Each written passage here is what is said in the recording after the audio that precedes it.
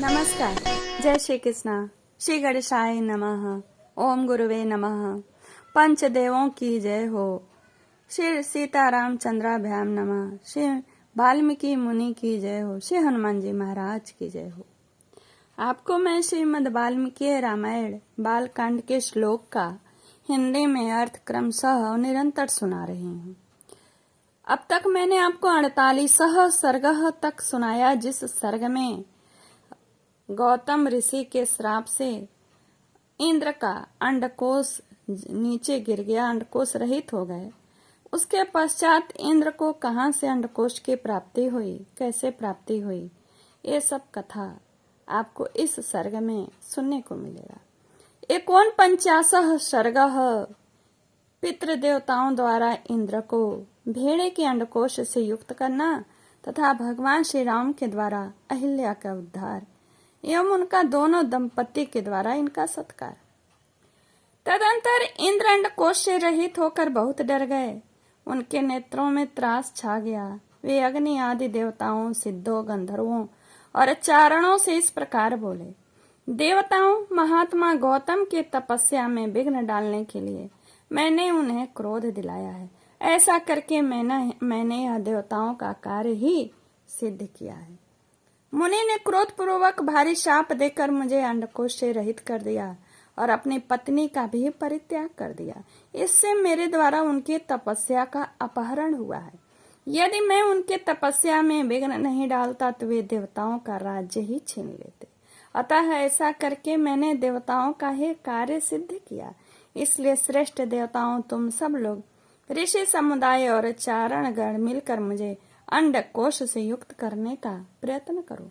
इंद्र का यह वचन सुनकर मरुद गणों सहित अग्नि आदि समस्त देवता, कव्यवाहन आदि पितृदेवता, कव्यवाहन आदि पितृदेवताओं के पास जाकर बोले, पितृगण, यह आपका भेड़ अंडकोश से युक्त है और इंद्र अंडकोश रहित कर दिए गए हैं। अतः इस भेड़े के दोनों अंडकोशों को लेकर आप शीघ्र ही इंद्र को अर्पित कर दें।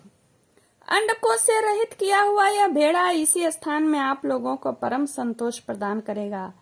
अतः जो मनुष्य आप लोगों की प्रसन्नता के लिए अंडकोश रहित भेड़ा दान करेंगे, उन्हें आप लोग उस दान का उत्तम एवं पूर्ण फल प्रदान करेंगे। अग्नि की यह बात सुनकर पितृ देवताओं ने एकत्र हो भेड़े के अंडकोशों को उखाड़कर इंद्र के शरीर में उचित स्थान पर जोड़ दिया। ककुतस्थ नंदन श्री राम विश्वामित्र जी कहते हैं, तभी से वहां आए हुए समस्त पितृ देवता अंडकोश रहित भेड़ों को ही उपयोग में लाते हैं और दाताओं को उनके दान जनित फलों के भागी बनाते। रघुनंदन, उसी समय से महात्मा गौतम के तपस्या जनित प्रभाव से इंद्र को भेड़ों के अंडकोश धारण करने पड़े। महातेजस्वी श्री राम, अब तुम पुण्य कर्मा महर्षि गौतम के इस आश्रम पर चलो और इन देव रूपणी महाभागा अहिल्या का उद्धार करो। विश्वामित्र जी का यह वचन सुनकर लक्ष्मण सहित श्री राम ने उन महर्षि को आगे करके उस आश्रम में प्रवेश किया। वहां जाकर उन्होंने देखा महासौभाग्यशालिनी अहिल्या अपनी तपस्या से देदीप्यमान हो रही हैं। इस लोक के मनुष्य तथा संपूर्ण देवता और असुर भी वहां आकर उन्हें देख नहीं सकते थे। उनका स्वरूप दिव्य था। विधाता ने बड़े प्रयत्न से उनके अंगों का निर्माण किया था। वे मायामयी सी प्रतीत होती थी।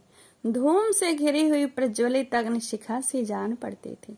ओले और बादलों से ढकी हुई पूर्ण चंद्रमा की प्रभा सी दिखाई देती थी तथा जल के भीतर उद्भाषित होने वाली सूर्य की दुर्धर्ष प्रभा के समान दृष्टिगोचर होती थी। गौतम के श्राप व श्री रामचंद्र जी का दर्शन होने से पहले तीनों लोकों के किसी भी प्राणी के लिए उनका दर्शन होना कठिन था। श्री राम का दर्शन मिल जाने से जब उनके श्राप का अंत हो गया, तब वे उन सबको दिखाई देने लगी। उस समय श्री राम और लक्ष्मण ने बड़ी प्रसन्नता के साथ अहिल्या के दोनों चरण का स्पर्श किया। महर्षि गौतम के वचनों का स्मरण करके अहिल्या ने बड़ी सावधानी के साथ उन दोनों भाइयों का आदरणीय अतिथि के रूप में अपनाया। पाद्य अर्घ्य आदि अर्पित करके उनका आतिथ्य सत्कार किया।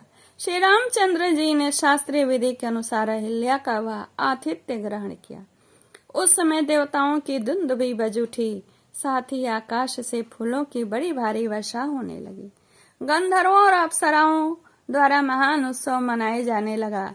महर्षि गौतम के अधीन रहने वाली अहिल्या अपने तपः शक्ति से विशुद्ध स्वरूप को प्राप्त हुई। यह देख संपूर्ण देवताओं ने साधुवाद देते हुए उनकी भूरी भूरी प्रशंसा करने लगे। महातेजस्वी महातपस्वी गौतम भी अहिल्या को अपने साथ पाकर सुखी हो गए। उन्होंने श्री राम की विधिवत पूजा करके तपस्या आरंभ की। महामुनि गौतम की ओर से विधि पूर्वक उत्तम पूजा आदर सत्कार पाकर श्री राम भी मुनि और विश्वामित्र के साथ मिथिलापुरी को चले गए। इत्याशय श्रीमद् रामायणे वाल्मीकि आदि काव्य बाल कांडे 49 सर्गा यानी 49 सर्गे पूर्ण होता है। श्री रघुनाथ जी की कृपा हम सब पर बनी रहे। ओम नमः शिवाय, ओम नमः शिवाय। श्री सीतारामचंद्राभ्याम नमः।